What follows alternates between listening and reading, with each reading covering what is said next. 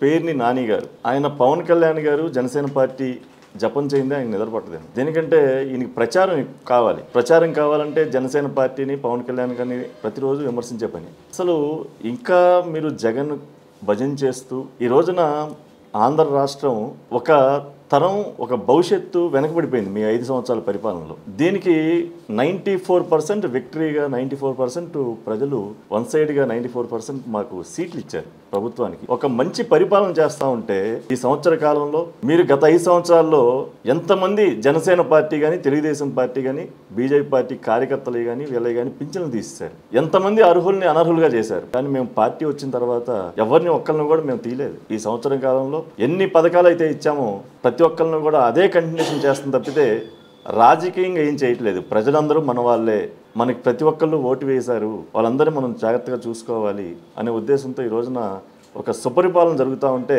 మీరు ఒక వికృత చేష్టలతో రకరకాలుగా విమర్శించడం ఇది కరెక్ట్ కాదు. దేనికంటే మా అధినాయకుడు పవన్ కళ్యాణ్ గారు ఆ రోజున తన కోసం కాకుండా ఆంధ్ర రాష్ట్రం కోసం ఒక 5 సంవత్సరాల భవిష్యత్తు వెనక్కిపడిపోయింది, దీన్ని మనం కట్టుబడి ఉండాలని చెప్పి తాను తగ్గించుకొని కూటమి కట్టడానికి ప్రధాన కారణం అయ్యి ఈ రోజున ప్రభుత్వంలో, రాష్ట్రంలోనే కాదు కేంద్రంలో కూడా భాగస్వామ్యం. దాంట్లో భాగంగానే మొన్న ఆయన పంచాయతీరాజ్లో రూరల్ వాటర్ సప్లై స్కీమ్ కింద మీ అధికారంలో, మీ 5 సంవత్సరాల అధికారంలో ఉండగా ఆ పథకం వాడక నిర్వీర్యం అయిపోతున్న టైంలో పవన్ కళ్యాణ్ గారి అధికారంలో, మా కూటమి అధికారంకి వచ్చిన తర్వాత మోడీ గారిని రిక్వెస్ట్ చేస్తే దాదాపు 7,000 పైచిలుకు కోట్లు ఆంధ్ర రాష్ట్రం కాక దేశం మొత్తానికి కూడా RWS స్కీమ్ వర్తించారు పరిస్థితి ఈ రోజున. దాంట్లో దాదాపు ఇప్పటికే 3,000 కోట్లు ఖర్చు పెట్టారు రూరల్ వాటర్ సప్లై కింద. దీంట్లో ప్రత్యేకంగా చెప్పాలంటే పులివెందులకు కూడా ఖర్చు పెట్టారు. అంటే ఇవన్నీ మీరు దృష్టిలో ఉంచుకోండి. మీరు చేసినప్పుడు వీడు జనసేన, వీడు తెలుగుదేశం, లేదా వీడు బీజేపీ మనోడు కాదని చెప్పి ఏరి పరిపాలన చేసి ఈ రోజున మేము అందరినీ సమానంగా చూసి పరిపాలన చేస్తా ఉన్నాం. అలాగే ఆంధ్ర రాష్ట్రంలో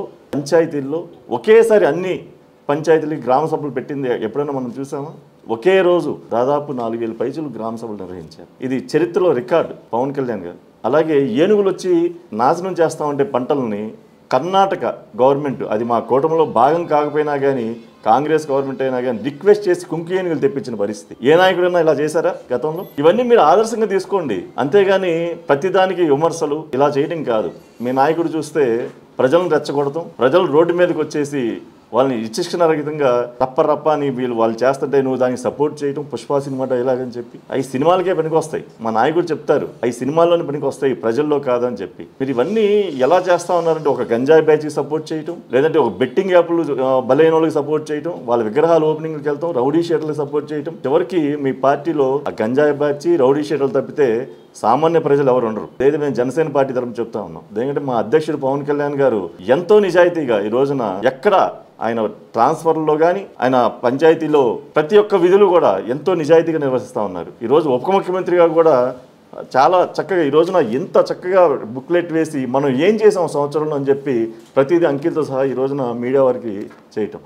అలాగే పార్టీ గెలిచిన దగ్గర నుంచి ప్రజలకు మనం సమాధానం చెప్పాలని చెప్పి ప్రతిరోజు సెంట్రల్ ఆఫీస్ ముందర జనవాణి కార్యక్రమం పెట్టి ప్రతి ఒక్క ప్రజలు ఇబ్బందులకి వాళ్ళ యొక్క దీనికి అర్జీలు సేకరించే పరిస్థితి, గ్రీవెన్స్ పెట్టి వాళ్ళ పరిష్కారాలు ఏవైతే ఉన్నాయో వాళ్ళ ఇబ్బందులు 24 గంటల్లో వాళ్ళని పరిష్కారం చేసే పరిస్థితి ఈ రోజున. చూడండి, ఏ రోజైనా ఏ పార్టీ అయినా ఆ రోజు మీరు చూసారా? ఆ రోజు మీ 5 సంవత్సరాల్లో మా జనసేన పార్టీ, మా అధ్యక్షులు బాధ్యత ఉంది కాబట్టి, ప్రజలు నమ్మి మనకు ఓటేశారు కాబట్టి, ప్రజలకు మనం బాధ్యతగా మనం ఉండాలి కాబట్టి ప్రతిరోజు ఒక ఎమ్మెల్యేనో, ఒక చైర్మన్నో, ఒక ఎమ్మెల్సీనో, ఒక ఎంపీనో కూర్చోబెట్టి ప్రజల యొక్క ఇబ్బందుల్ని ప్రత్యక్షంగా తీసుకుంటున్న పరిస్థితి ఈ రోజున ఎక్కడా చూసామా? మీరు ఎన్ని చూస్తూ ఉన్నారు. ఇంకా పవన్ కళ్యాణ్ గారు చెప్పం, జనసేన పార్టీ చెప్పండి, మీకు ప్రచారం రాదని చేసుకోవడం తప్పితే ఇవన్నీ ప్రజలు ఎవరు కూడా నమ్మే పరిస్థితి లేదు.